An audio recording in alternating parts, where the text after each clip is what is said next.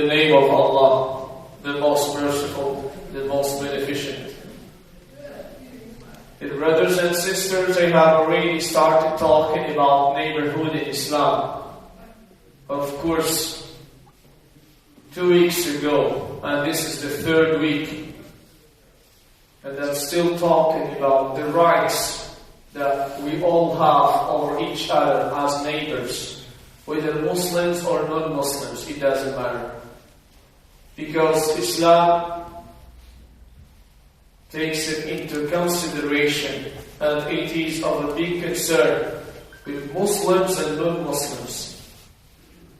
That's why Islam sets many rules and many teachings to teach us how to behave and how to deal with our neighbors, Muslims and non-Muslims.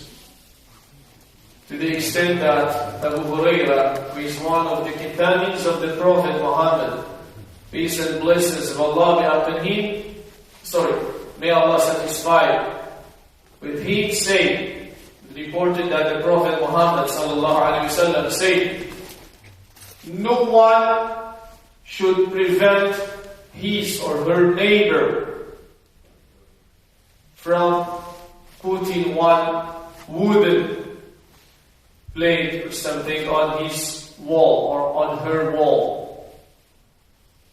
So no one should prevent his or her neighbor from a wooden bar, fixing a wooden bar into his or her wall. If your neighbor, for example, wants to fix a wooden bar or glove or something on your wall, let him do it. And vice versa. And take consent from each other to do this, but never prevent each other, because it is forbidden in Islam, dear brothers. You share many things. Then, in another hadith, because neighbors are highly respected in Islam. Neighbors are highly respected in Islam,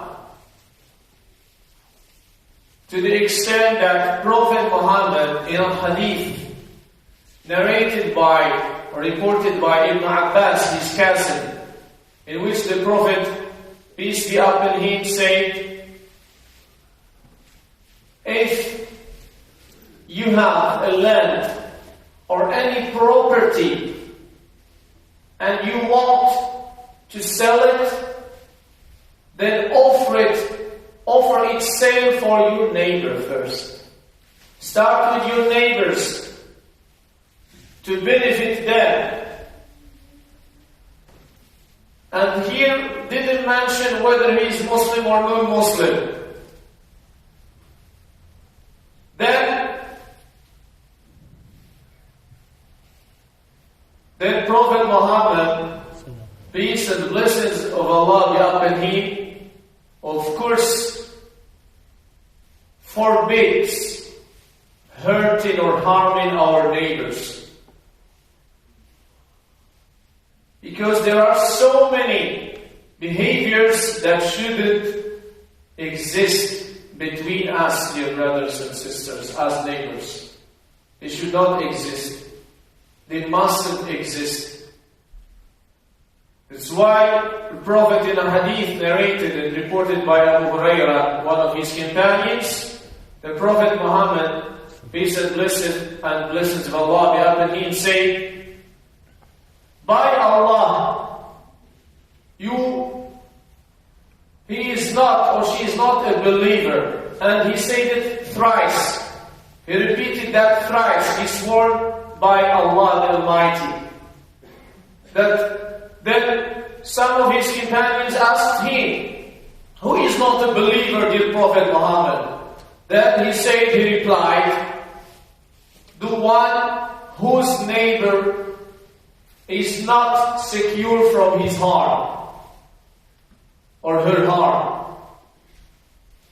And this is reported by Bukhari and Muslim. In another hadith, he warned the one who harms harms his or her neighbors with any type of harm,